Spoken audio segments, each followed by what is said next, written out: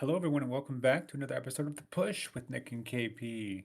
We are back once again to bring you a PLE reactions, this time for WrestleMania Saturday, WrestleMania Night 1 of WrestleMania 42. Per usual, we'll go through every single match, let you know what we thought of it, give you a rating, and then give you a rating as an overall at the end of the episode. So, without further ado, let's go ahead and get into the first match to kick off WrestleMania Saturday, which was a six-man tag match between the Usos and LA Knight, going up against the World Tag Team Champions in Logan Paul and Austin Theory and IShowSpeed. KP, as far as kickoff matches, we just went through 41 of these over the last 6 months. How did this one compare, and what was your rating overall for this one? Well, I don't think it compares very highly. That's the issue here. In terms of what we got in the matchup itself, it was okay. It was just a very quick one, so a bit of a theme throughout probably the majority of the night here. So might get a little bit bored of what was having to say at one point. But yeah, this one definitely was a pretty quick match with not much content in the middle, unfortunately. This one had potential to be quite fun. Obviously, you got IShowSpeed in there, so who knows what he would have been able to have done. And we saw a little bits of that. We saw bits of his athleticism. He did like a backflip at one point, and he actually did like a couple of maneuvers whilst he was in the contest, which was sort of like showing that he has been working on that game and sort of like trying his best, sort of offer something, bring something to the table. So we did see little sparks and elements, but yeah, I don't know. I was a bit disappointed by the lackluster amount that we did see from that. Um, yeah, it's a shame, but what are you going to do, I suppose. But it could have been a quite a fun entertaining match, but it turned out quite disappointing in the end. And yeah, like I feel like not everybody was able to showcase what they can really do. I didn't really see too much of like. I'm not saying this is a good or bad thing, but like I didn't see too much of Jey Uso, for example. There was just a very small little bit in there. So maybe people would want to see more of him in that aspect. We saw little bits of like Logan Paul and Austin Theory and Jim Uso and LA Knight. We saw little bits of everyone, but not a lot to really sort of enjoy, which is a damn shame.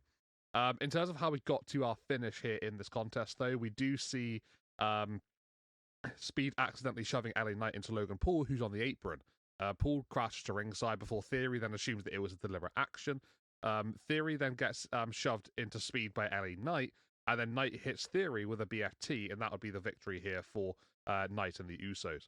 Post match, we do see Logan sort of like getting up in the face of IShowSpeed, sort of like blaming him for costing him his WrestleMania moment. And we then see Logan Paul punch IShowSpeed, knocking him down.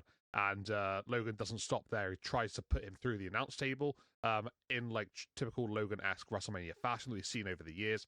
And as he's about to sort of like climb the turnbuckles in order to sort of like make that leap with Speed just laid out on the table, we then see LA Knight and the Usos maybe feeling sorry for Speed, and they do come to the aid of him. They take out Logan Paul, and then they just put Logan Paul onto the table, and they offer Speed the chance to hit the Logan Paul dive onto Logan himself.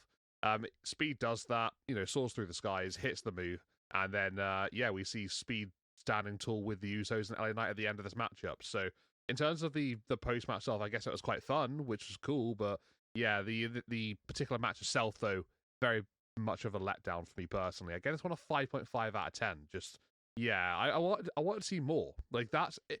I wouldn't say it was bad what we got in terms of what we did have, but like we just needed more of it. There wasn't enough. So that's my biggest gripe here, and that's a big gripe throughout this podcast. Nick, what did you make of this one though? Sort of thinking the same things as me. What did you rate it? How did you rate Speed, for example? Yeah, what are your thoughts? Yeah, you said it perfectly in terms of just kind of a recap there, but in terms of a underlying theme or something you'll probably be hearing a lot of, this exactly is where it starts, and it doesn't really stop. Wanted to see more because this just felt like a weekly tag show. Maybe slightly better than just because of it being at WrestleMania, but honestly, not really. I'm probably just trying to pull out some positives for this one. Outside of the post-match celebration slash moment with IShowSpeed, where he kind of hits Logan Paul's sort of bit there. That was cool for him. Like I haven't made a secret. I think IShowSpeed does have potential. His character work is great. That was a good spot for him. But outside of that, it just felt like it was a thrown together match. It really didn't matter who won or who lost. Luckily, LA Knight won because his track record isn't great.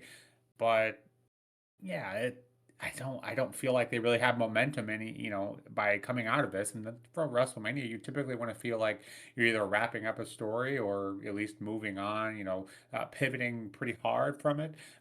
This just felt like it was just a weekly show that we've seen, hundreds of times. Granted, IShowSpeed's not in it, but the same kind of general vibe, throw together a six-man tag match, and that's kind of how it was for the build. Thought maybe we could get something a little better for the actual match, but alas, we did not.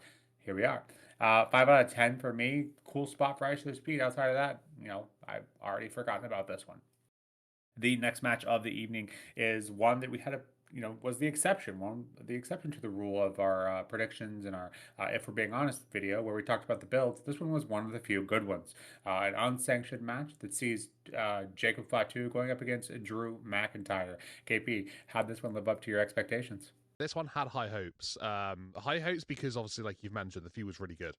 It was intense, brutal, very physical. And they did show some signs of that in this matchup, which is what you want. You want that sort to be passed on quite nicely. The problem is, though, this was an unsanctioned match, right? In an unsanctioned match, literally it's two guys who absolutely despise each other to the point where they literally want to do anything they can to each other, just sort of like going that extra mile, just I don't know, like just really sort of being very vindictive of what they're doing and just like going just into a completely different sort of way of competing. And in unsanctioned matches in the past, we've seen things like that. I can't say we saw the same in this one because for me personally, and I'd love to hear what you think about this and get your thoughts as well. This felt to me like maybe just like a no holds barred match or a street fight or something like that. If you had said it was one of those matches, I probably wouldn't have been surprised, and I would have been like, okay, well that's fair because it matches that. I feel like this didn't have that level to be an unsanctioned contest based on the content that we saw in the matchup. Sure, we saw lots of weapons. We saw the likes of belts and steel chairs and wrenches and toolbox and chairs, all that. So I think it's a chair twice, whatever. Tables. We saw lots of things involved, but I didn't feel like after everything these guys have been through, we wanted to see them absolutely destroy each other, and there was no blood as well. Which I know you don't have to have blood in like big matches, but I feel like if there's going to be a match over the weekend that was probably going to have blood, it probably should have been this one because it was a pretty blood feud, you know. So yeah, I felt like it didn't really live up to that sort of expectations and hype, which is unfortunate for me because I'm very critical over this. I love Drew. I'm a really big fan of Jacob as well. So yeah, I was really hoping these guys were absolutely going to kill it, but they just didn't really hit the heights I wanted them to. In the end of the contest, we do see Jacob hitting Drew in the face with a toolbox before then placing him on a table. He hits his second step-up moonsault of the matchup to get the win. And that does sort of provide a moment because we do see McIntyre kicking out of the first step-up moonsault from Jacob Fatu earlier in the matchup. That's the first time that's happened. Someone's kicked out of it. So that was quite a cool moment, I suppose. Sort of like having a first-time situation there. But yeah, I don't know. Just besides that, yeah, we wanted to have seen more. Be more hellacious, be more vile, be more brutal. And that would have probably been what this was about. I mean, even the referee. We saw the referee talking to the guys and sort of like, I think on a couple of occasions, I actually saw the referee maybe trying to even plead with two of them. So that shouldn't be happening. The referee's literally there just to count a pinfall or a submission if that was to be the case. So yeah, I don't know. I felt like this one was wrongly advertised, in my opinion. It didn't really hit as what it meant to have been. So yeah, just wanted more animosity. It wasn't there. It's unfortunate, really. It was a fun match. I will say that. It was fun for what we got, but it just needed more. 7.5 from me personally. If it was a street fight, great. Wouldn't think anything else of it. But unfortunately, it was advertised and unsanctioned, and it wasn't really that. Nick, what do you think, though? Do you agree with me? Am I being too critical? Did you like this one? And did you think it lived up to the unsanctioned stipulation? Well, the quick answer is no. I agree with you. I don't think it quite lived up to that. I think some blood wouldn't have hurt here. Hindsight being 2020, probably because they have something similar planned later on in the evening. So that could be why they didn't want too many spots, or it could be because they were on ESPN during this time, I believe, or had yeah, I believe we still were on ESPN at this time. So that could have very well played a part into it. Um, both sides were definitely, emotional. That was good, the aspect of it. Maybe could have used a little bit more from them as well. But I think, yeah, Extreme Rules, Las Vegas Street Fight, whatever you want to call it. I think that would have been very more aptly named. But I don't feel like either guy looked weak here. Both guys definitely went through it from an emotional and physical standpoint. Some of the spots were cool. And they, it looked personal. Neither man looked weak here, and I do think the right person won, and that of Jacob Fatu. And I think we both kind of assumed that was going to be the case. Jacob looks good here and kind of help him elevate him up into the main event scene. Drew McIntyre is already there, so I have no issues with it, but as we've both said already, and in the first match, second match being the same, did expect a little bit more. So I will say this didn't quite live up to the expectations, though. Still a miles better than the first match we got, and for whatever that's worth, just wanted a little bit more, and probably could tag this whole video with that based on how these first two matches have gone. Give this one a 7.5 out of 10. Did feel like a Mania match at least, so at least had that going for it. Getting into the next contest, we have the WWE Women's Tag Team Championship being defended by the Irresistible Forces, Nia Jax and Lash Legend, defending them against in a fatal four-way match of Charlotte Flair, Alexa Bliss, Bayley and Lyra Valkryia, and what was supposed to be Brie Bella and Nikki Bella as the Bella twins. Nikki Bella comes out in a crutch and says she is unable to compete unless you have zero access to social media. You've seen this all around the place, unfortunately, but it does end up being the return of Paige. KP, absolutely gassed for you on this one. I want to hear your reactions for it. I first person that popped into my mind is KP's probably losing his mind. So obviously, want to get your thoughts on the return of Paige, but then also putting the tag team titles on them. How you feel about that, and how do you feel about the match overall? Yeah, I think we'll start off with the big part here, and Paige coming back. It's something that I've always wanted to have happened, but I, I got to a stage where maybe I was thinking, oh well, it's probably like time's passed her by. Would love to see her in this sort of era with the women that are available. But wasn't really sort of thinking it was going to happen. But my God, when the obviously the rumors and stuff spread over on the weekend, I was like, okay, well, I'll believe it when I see it. We'll get to that stage. And then Nikki comes out. She's obviously got a crutch, and yeah, she announces that she has an old friend. Paige's music hits, and I'm just smiling, man. I'm just beaming for probably a good 5 minutes or so at least, just sort of like taking it in type situation, getting accustomed to it once again. The music's just great, like iconic, and just yeah, what a return for Paige. So yeah, brilliant to see that happen. I was absolutely ecstatic over it. So yeah, that sort of set my mood for this whole matchup really, and I think we can discuss the winners in a moment, and whether we agree with that or not. But in terms of the return, absolutely loved it. Thought that was fantastic, and what a moment for her as well. Just brilliant stuff. So yeah, going off from that one, then we do start this matchup then with obviously the four teams involved. And it's a decent match. I will say it's not terrible, but it's not great or good either. I don't think it's sort of like somewhere in the middle sort of area. Um, we do see a bit of each woman involved, but again, sort of similar to the very first matchup of the night. This one has a very quick sort of pace to it in terms of it doesn't have a lot of time to go with, which is unfortunate because obviously we've spoken about the women's tag team division being so stacked for a while now. Being one of the bigger divisions in the company, which is crazy to think about. Compared to recent years. I feel like if anything, they should have had a lot more time to really just show why this division has been so heavily invested in for a while now. So I would have loved to have seen maybe double the time in this one as a minimum. Just to sort of like, yeah, allow that showcase to take place. So yeah, just a shame on that front. But we did see bits of each woman involved, like I said. So that was something. But I just wanted more from them all. That was just the only thing, really. We do see a moment between Paige and Charlotte Flair, sort of late towards the late in the matchup here. Gets a bit of a pop from the crowd. Obviously, a lot of history between the two ladies, going back to a time of PCB and on NXT and stuff as well. And that's sort of like a bit of a back and forth between the two of them. A lot of the other ladies are out and down on the outside. And then we get to a stage where Alexa Bliss is tagged in by Charlotte after hitting a natural selection. And Charlotte just sort of like goes onto the apron. Nikki actually, who's on the outside with that crutch, just drags Charlotte down and hits her with the crutch as well, taking her out, providing a distraction for Alexa Bliss. Alexa goes for Twisted Bliss onto Paige, but she gets her knees up to stop the attack. And then Paige lifts Alexa up, hits the Rampage, and that'll be enough for Paige and Brie Bella to get the victory here and to become your brand new Women's Tag Team Champions.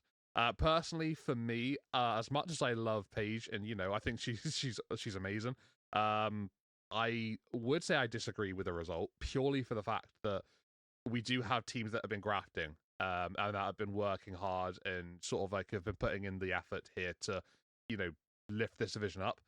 I would have loved to have seen maybe Bayley and Lyra win the titles, or just possibly even Lash and Nia just keep them. Yeah, I'm not the biggest fan of the result, but because it's Paige, I'm slightly biased towards it, and I'm happy to turn my head a little bit, I suppose. But I will be, realistic and say that I would have preferred other teams. So, I'm just happy that Paige is back. That's my biggest thing. She got a great pop on her return. Fans were invested throughout the matchup as well. They were really keen to see her involved in the contest. The hot tag was built up quite nicely. She got in eventually from the tag from Brie. And yeah, she went through emotions, and it was great to see that again. So yeah, I got a big smile on my face. I'm grinning like a kid. But yeah, I don't quite agree with the result. That's the only thing. In terms of the match, I give it a 6.5 out of 10.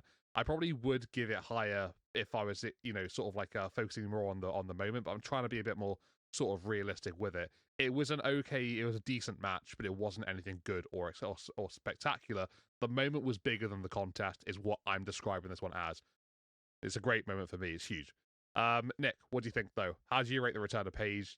Do you agree with the result? What do you make of the match? Obviously, not a fault of WWE, but I just really hate social media for ruining this one. I think that could have been an all-time moment, but I do feel like even though the pop was great, and more on that, guess the crowd later, but the pop was great, but it was definitely impacted by just how the world works today. And but still, a very cool moment. Happy to see Paige back, like you mentioned. I don't think a lot of people had kind of just come to terms with that wasn't ever going to happen. But one of the best things about wrestling is never say never. So a very cool moment, and that separated from the match aside, was definitely one of the highlights of the evening.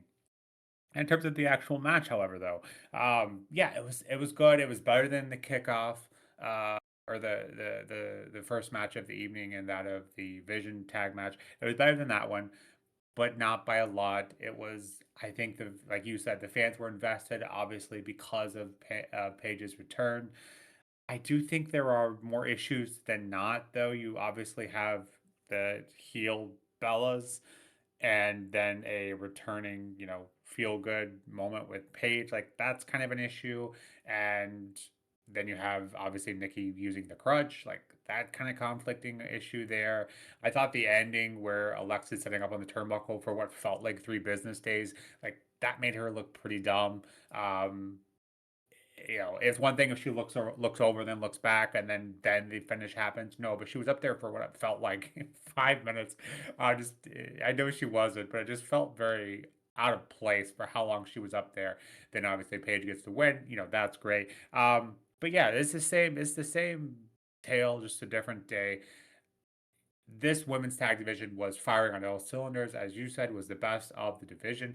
And for them to kind of come in, Paige hasn't been in WWE for I think 8 years, I think is what it was, something along the sort. And she comes back, wins the titles. Same thing we always say: part-time talent coming in to win.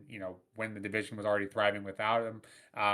That's an issue. But again, maybe a separate video we can rant on that a little bit more. But yeah, it does feel like, oh, you guys have been working really hard in this division. Well, too bad, because we have some potential part-time talent to come in, veterans to come in and steal the show, which, we say that across the board, men's and women's division alike, isn't really something we typically want to see.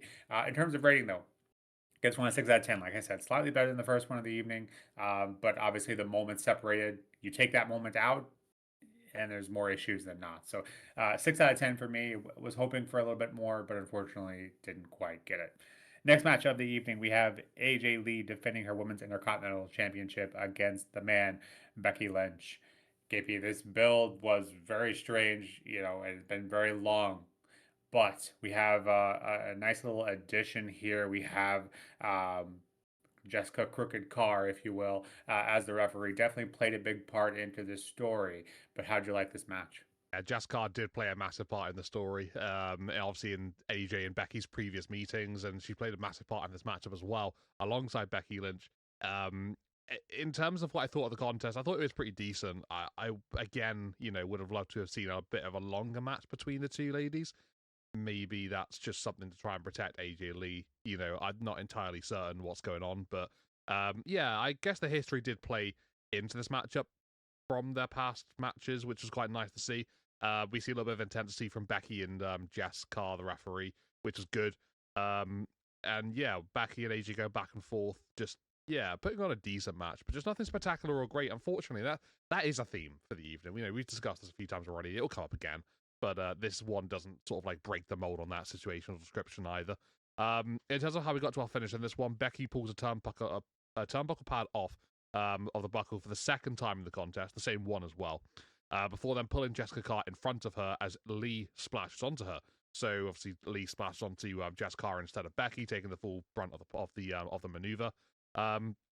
With Jess stunned, Becky then sends AJ face first into the exposed turnbuckle before hitting her second manhandle slam of the matchup, and that'll be the 1-2-3, the victory for Becky Lynch, and your brand new Women's Intercontinental Champion once again is Becky Lynch.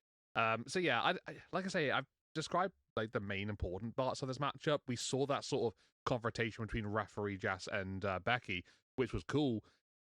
And then, besides that, it was a pretty standard affair. We saw both ladies going through their arsenal, essentially. Little bits here and there, back and forth action. Nothing's truly amazing, though. So that's the issue. But the main takeaway from me from this is that, the build, like you said, was pretty garbage. And we didn't see AJ Lee often at all. Becky Lynch is now the champion. She'll be a lot more full-time than AJ Lee will be. So I'm happy with this. I'm glad this is the result because we get the title seen on screen every week. This title was prestigious at one point. It was great. It was talked about a lot. The relevance was high. And then that sort of dissipated and faded, in the time that AJ Lee's held it. So I'm hoping it's going to pick up back where it left off when Becky was the champion and we can sort of move on and be done with this whole thing. Because was it good? Kind of in parts, but, we need it to be focused on more in weekly shows, be more prominent. So yeah, make of that what you will. The match was okay. It was fine. I gave it a 7 out of 10. I think it was better than a couple of the matches we have had already tonight. But yeah, nothing truly spectacular or wonderful, I'm afraid. And by the way, the wonder years, might want to try and get better at miming, buddy, because that was horrific. Yeah, not ideal. Nick, what did you make of this matchup? How did you feel it went? And are you happy that we have a brand new champion in Becky Lynch that's been taken away from AJ Lee? Yeah, so I think it's fair to say, just to get the negatives out of the way, this match build, obviously WWE wanted AJ Lee. They wanted her to go one-on-one with Becky Lynch on the biggest stage of them all. That's what we've been pushing this feud off for. I think that's been made clear. Was it worth it? I say no. Yes, the match was better than what I had envisioned in my head. It was, although the Carr Lynch bit, it feels like we've it was at least adding an interesting angle to it. Maybe it made the match a bit better, but it does feel like we've kind of already visited that. And so if we're going to visit it again, you need to make something happen with it. And I think that's kind of where my head's at. Whether that's Becky's one of her kind of angles going forward, fine. But just I do want to see that actually something come to fruition with that. Like I said, better than I thought it would be. I think AJ looked good here. I think Becky looked good here. Yes, the match was short. Again, I feel like a broken record at this point. All the women's matches for the evening, none of them were over 10 minutes. That's a huge issue. Why is that the case? Maybe an issue for a separate video. But all things considering, so kind of piggybacking off the last match, we got a title off of some part-time talent now. So I think that's for the better, as you kind of hit on as well. Had me kind of thinking of questioning what year I was in, though, to have AJ Lee and Paige in back-to-back matches in 2026 at WrestleMania 42 it was a feeling, and it was definitely it was hard to get out of that and try to focus on what we were seeing here was a good, bad, or indifferent. It was better than I thought it was going to be. Make of that what you will. And one of the surprises of the night in terms of match results. So 7 out of 10. I think it was best for business to put it back on Becky. The next match of the evening has Seth Rollins going up against Gunther. For how little of a build this match got, it felt pretty personal. KP, how'd you rate this one? Yeah, you mentioned it already there. I was going to touch up on this. It had quite high intensity to it, and you mentioned the fact that this build wasn't very long because it was quite a quick thing thrown together at the last minute almost.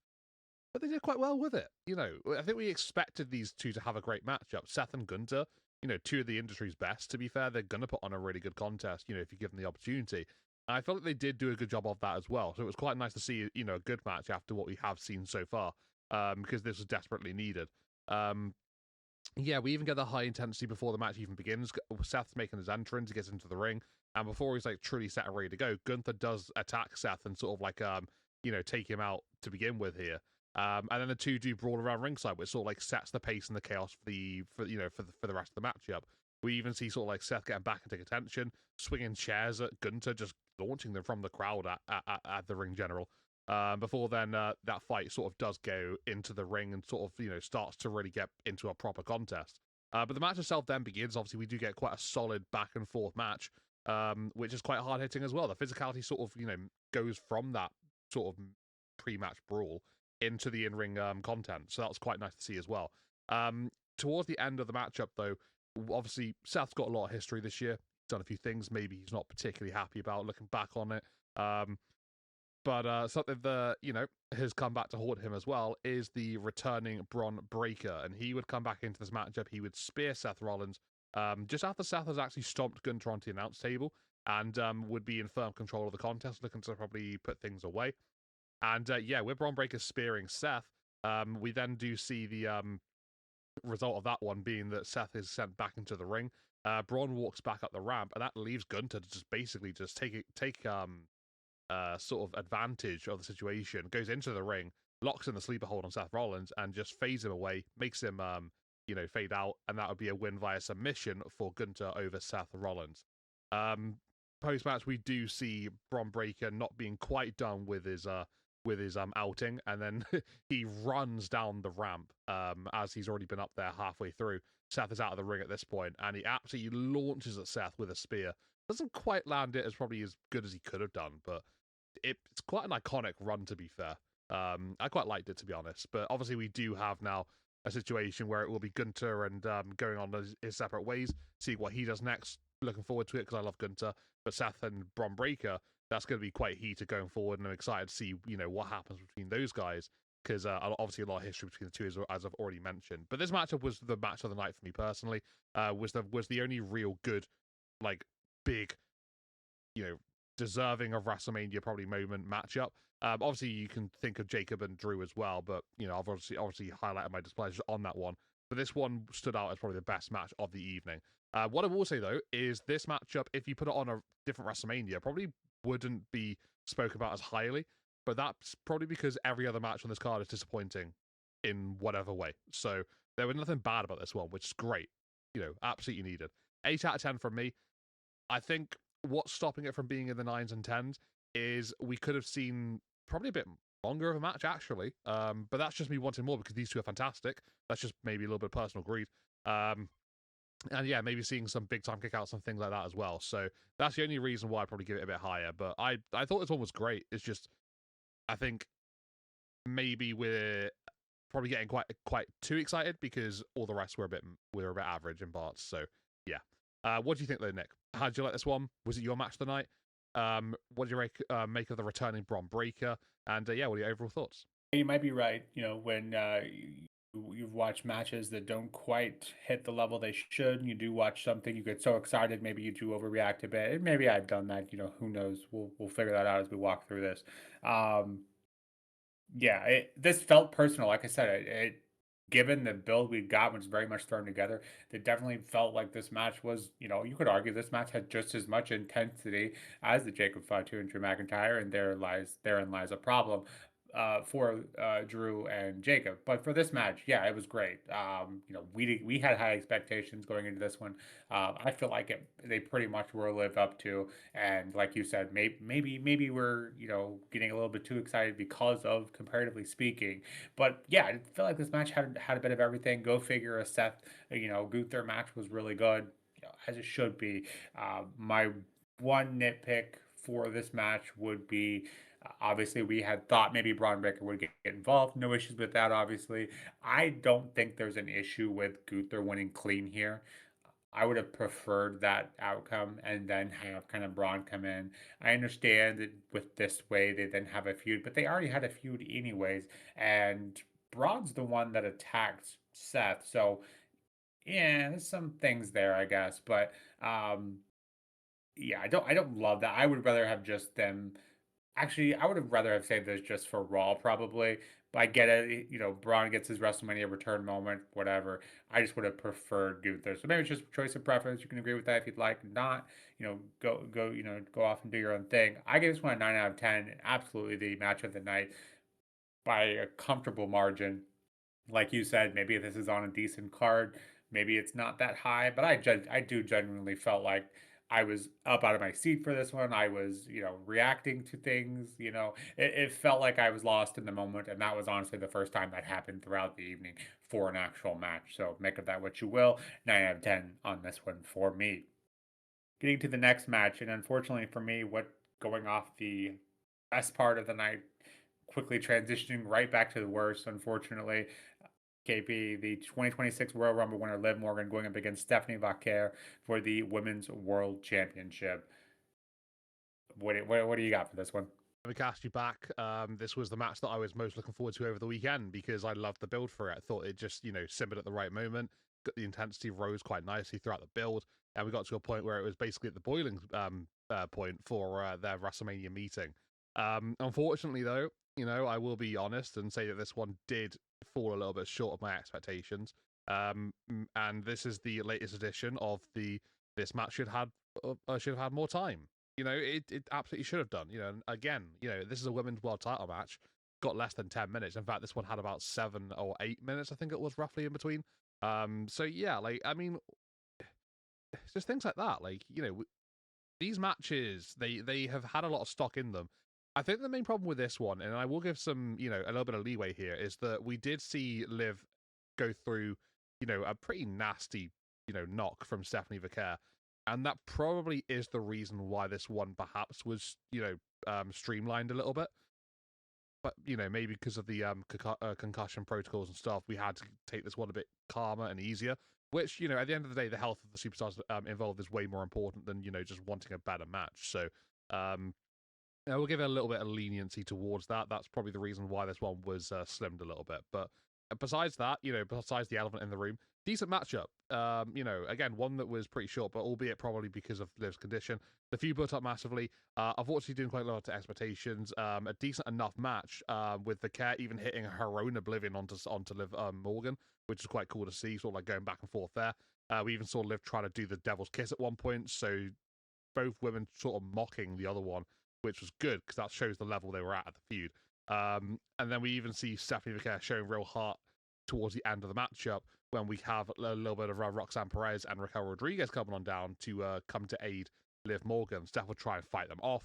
Wasn't quite going to work out in the end, though. But she does her best to sort of like knock them down. She hits a nice dive to the outside and takes both superstars. But Liv Morgan, being the opportunist she is, capitalized on the situation, gets out of the way, throws the character to the steel steps, gets back into the ring and hits a code breaker from the middle rope. And then she hits her second oblivion of the matchup, and that would be the victory here for Liv. Got a brand new women's world champion off the back of this matchup. So yeah, like I felt the content was good. It's just we wanted to see more of it, and like I say, there are reasons why. Maybe that's what it was. So yeah, loved Liv's entrance by the way. Thought it was great. Really liked that sort of playing into a new music video, whether you like it or not. It was well done in terms of an entrance for this particular WrestleMania. So yeah, happy with that one. But yeah, 7.5 from me. I really wanted this one to be exceptional. Unfortunately, it wasn't. But yeah, there are probably underlying reasons as to why that was the case, which is a shame because, what are you going to do? But not too bad, I suppose, in the general thing. Better than some of the matches that have happened across the course of the night up until this point, but just not the best of the night, unfortunately. Nick, how did you rate this one? Steph and Liv, did it live up to the build? And yeah, what did you make of the way that Liv went about winning that title back? This one has a lot of conflicting thoughts from me in terms of the build, matching the build. You could argue it was pretty much par on course. They barely got any time for the build. They made the most of it. And the match is kind of the same vibe. They barely got any time. Shortest match of the night, 6 minutes, 51 seconds. Criminal. And just, if that is because of Liv's injury, I guess they get some pardon. I kind of hope that's the case because otherwise you have some explaining to do. Um, it's just, it was really good for what we got, but it was just a very abrupt ending. And as we're watching the match, I'm like, oh, okay, back to back really good matches, and then all of a sudden it's done. Like that was insulting, and I was quite angry going through this because they deserved better. If it was, Liv's concussion or protocol, whatever, I feel like that's kind of a cop out because if she hadn't gone through that, then why is she wrestling here? I don't think it's like, oh, you're not quite all the way through it, but you can wrestle a bit of a match. Like that doesn't. I don't think that's valid. I could be wrong. I'm not a concussion expert by any means, but that just kind of comes off as strange to me. I think I would have preferred them just push off the match if that was going to be the case, because this feud, deserved better in terms of a match. Yeah, the entrances were cool, and the Judgment Day obviously getting involved. We should have expected. We did expect that. But yeah, it's just unfortunately, I think this match, given twice as much time, could have contended for match of the night easily based on what we got, for what we did. So yeah, it struggles because I'm extremely disappointed with this one. I wanted a lot better. I know it could have been a lot better, but for whatever reason, we got 6 minutes of the biggest women's match of the night. And if this was for the injury bit, all the other women's matches were about the same length. So make of that what you will. 7 out of 10 for me. Kind of feels generous, but again, what we got was really good. Just it was very short and wanted more. With that, main event time. Cody Rhodes defending his undisputed WWE championship against the Viper, Randy Orton, of course, accompanied by Pat McAfee. KP, thoughts on the main event of WrestleMania Saturday? Ass. The whole thing. Terrible. Absolutely god awful. This match sucked. It was so slow. Like, at the start, we see. Okay, hold on. Let me just backtrack a second. So, the build for this one didn't do it any favors, right? We can all agree on that one. That was very obvious. Pat McAfee being involved because why not reasons. They doomed this match from the start. Like, I don't know what they were going to do to try and save this one because they already had something which was kind of going nicely. They biffed it. They messed it right up.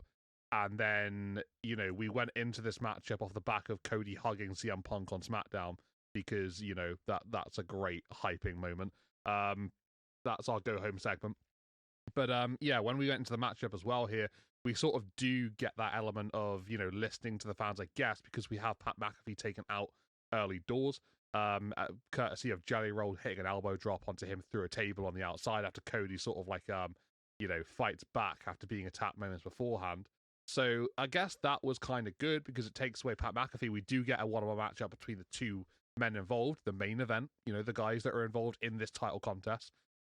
But the problem with that is that this matchup isn't very good. Like, it's extremely slow. And you've been very critical, especially on Randy Orton match in the past. I'm not so much critical, but for this one, I 100% agree with where you're coming from. So this one, we talk about methodical, slow contests that build up, right?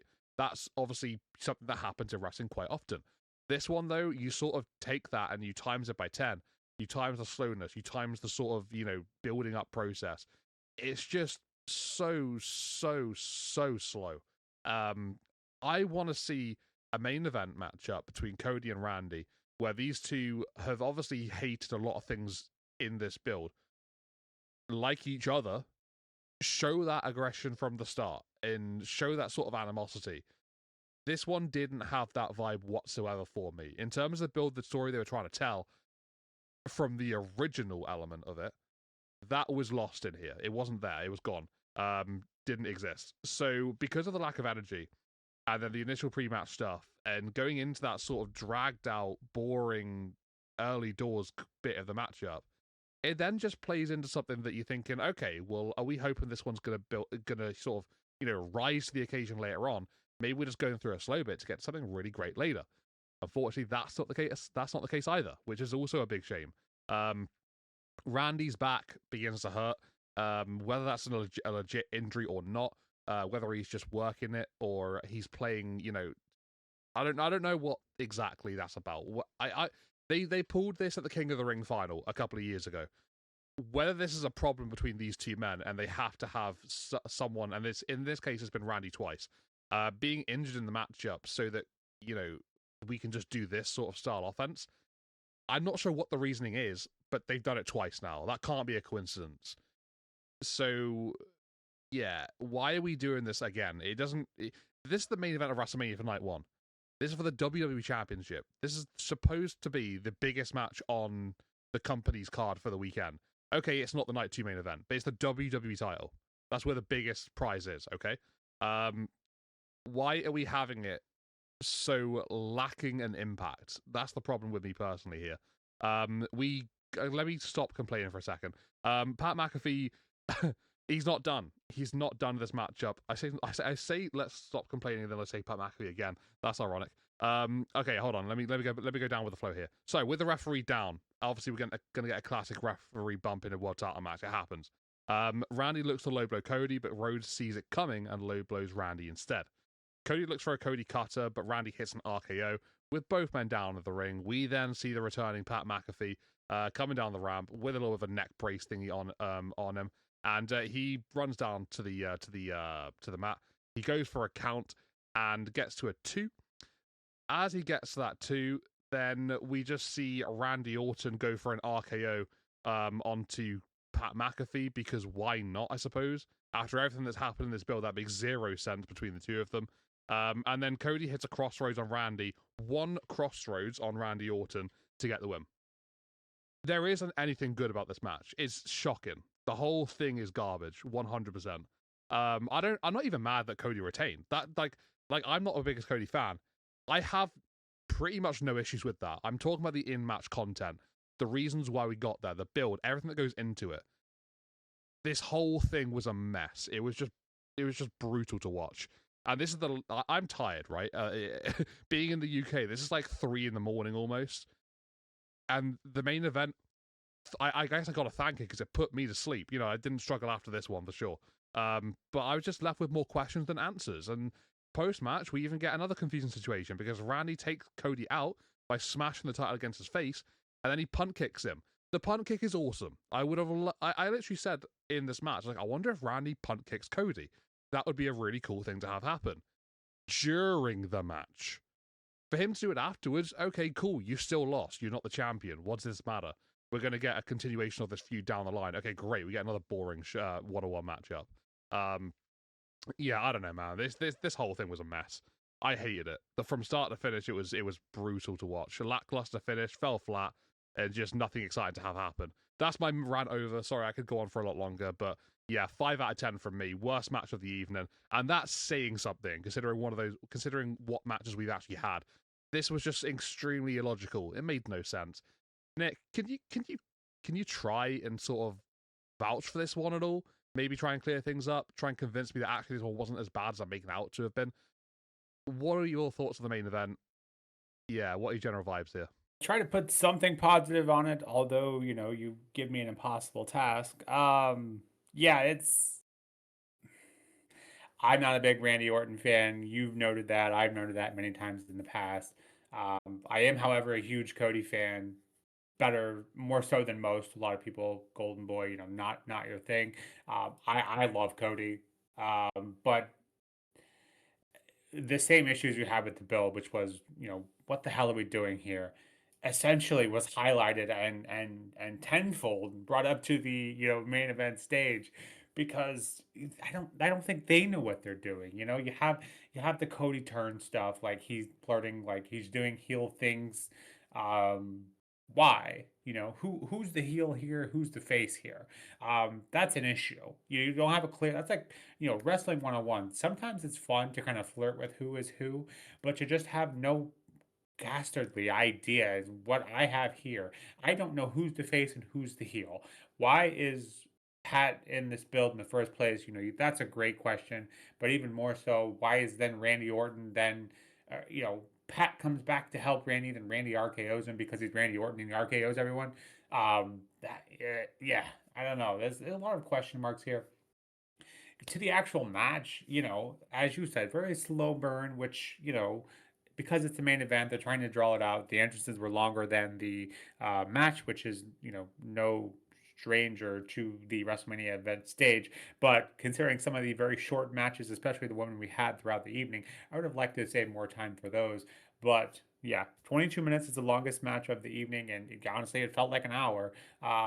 It was a slow match. It wasn't they both got bloodied up because that's probably why they didn't do it earlier in the Drew and Jacob match. But I don't think it's as bad as you're putting it out there, but I think the reason that it's getting so much hate is because the story that they told up leading to this and the story they told in this match. Because I have genuinely no idea what the point of the story they told during this match was. Maybe a rewatch and a cooler head will help me understand. Maybe that can be said for the both of us. I don't know what they're trying to do here. And then the main, the ending of the show, we see Randy standing over Cody, as you mentioned, probably getting this again at Backlash. But why? I think best case scenario here, they leave out Pat McAfee and they keep Randy face and just let Cody turn heel because the crowd didn't know who to cheer for. I kind of hit on that already, but obviously they want Randy to win his 15th. A lot of people are tired of the Golden Boy Cody. I'm not one of them, but you know, that's an issue. So literally the crowd is split. Like I don't know who I'm supposed to cheer for. I thought maybe they were going to do a Bret Austin bit there for a minute, but they didn't even do that. So they could have made it at least interesting by doing that, flipping the heel face dynamic, turning Cody heel finally. I think that would have made it more interesting, but they didn't. We're just left here with just as many questions as we had before the match. And that's, we want WrestleMania to have some kind of payoff or at least advance the story. We're, as you kind of alluded to, we're in the same spot. So I don't think I did a very good job of making it a better situation. I just maybe proposed some things they could have done better. So make of that what you will. Definitely could use probably another video on this match and build entirely, but here we are. Yeah, 6 out of 10 for me. A little better than I think you're rating, but still lots and lots of glaring issues and not an ideal main event for WrestleMania Saturday. But with all that in mind, KP, WrestleMania Saturday, WrestleMania Night 1, WrestleMania 42. Like to get your thoughts overall. Maybe keep it. We've obviously had a lot of negative thoughts. How about positive thoughts? Match of the night, best moments of the night. Would love to hear from you after we get your rating from you as well. And we will wrap this one up and hopefully look forward to WrestleMania Sunday tonight. All right, okay. So keeping it positive. Let's go with that vibe. All right. So my I guess you could say KP's 3 points here. Top three moments of the evening for me personally. I guess we'll go with at number three. Gunther and Seth Rollins putting on a great matchup.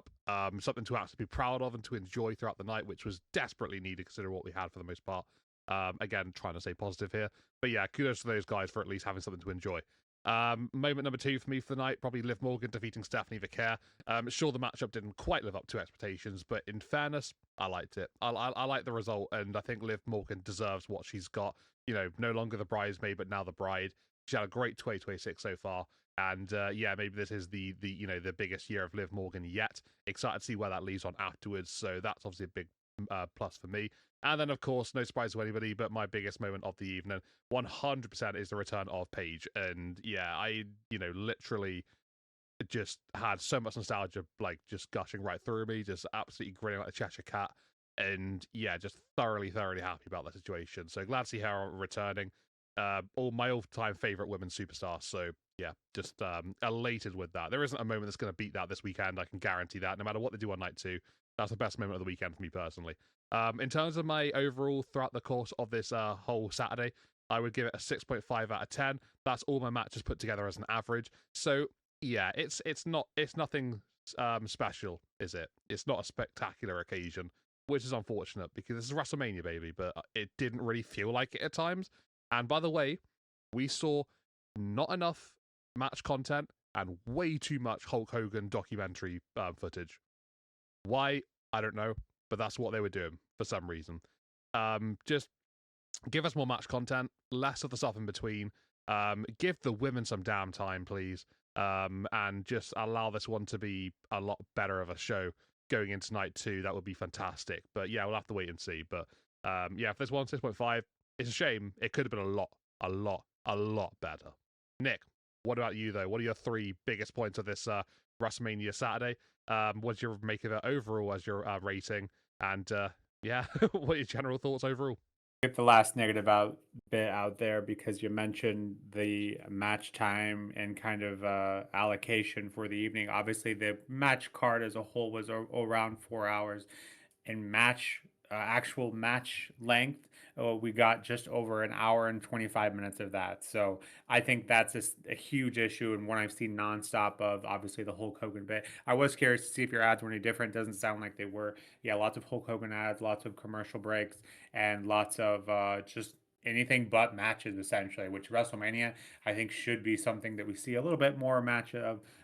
Would have at least liked to see that go 2 hours of the four, but here we are. We needed 17 Hulk Hogan promos, so make of that what you will. I think just kind of it shines a light on how just tone deaf the company is right now. Lots and lots of issues. When even WrestleMania feels like a weekly television show because we don't even get that many ads on a weekly show. But back to the positives. I like your three bits here. I'm gonna run with that as well. Number three, obviously, Gunther and Rollins being very much needed. Great match of the evening. Number two is Liv finally getting her moment. Very much long overdue, and obviously the highlight being Paige's return. I I love Paige not near as much as you do, but it's great to see her back, and she really got a bad shake, and how she first departed after that injury, career threatening. Great to see her come back home. Look forward to seeing what they can do from here. Honorable mention has to go to Bianca. A bit of a double-edged sword though, because yes, I was very happy to see her back. Thought she was unveiling an attire, thinking maybe she's going to do an impromptu match. No, she announced that she was pregnant. Happy for her, but sad that now it's essentially going to be 2 years without who is absolutely one of my favorites currently. So bit of a double-edged sword there, but glad to see Bianca at least healthy. I look forward to her return, hopefully in 2027. That's a bitter pill to swallow, but happy for her, and yeah, looking forward to her return. In terms of a overall 6.7 out of me, it feels high considering how much we've ranted. But we'll just leave it there. 6.7. Hopefully, getting a better show tonight. It can't be much worse. Knock on wood. But I'm hoping. I'm hopeful that we can still save the weekend. At least that's where my head's at now. But enough from us over here at the push. What did you make of WrestleMania Saturday? Is it as bad as what we're making it out to be, or did you enjoy it more? We'd love to hear from you in the comments below. If you like what we're putting out here at the push, or if you like this video, please let us know in the comments below. Again, we'd love to hear from you. But until next time, this has been the push with Nick and KP. We'll see you soon. Take care.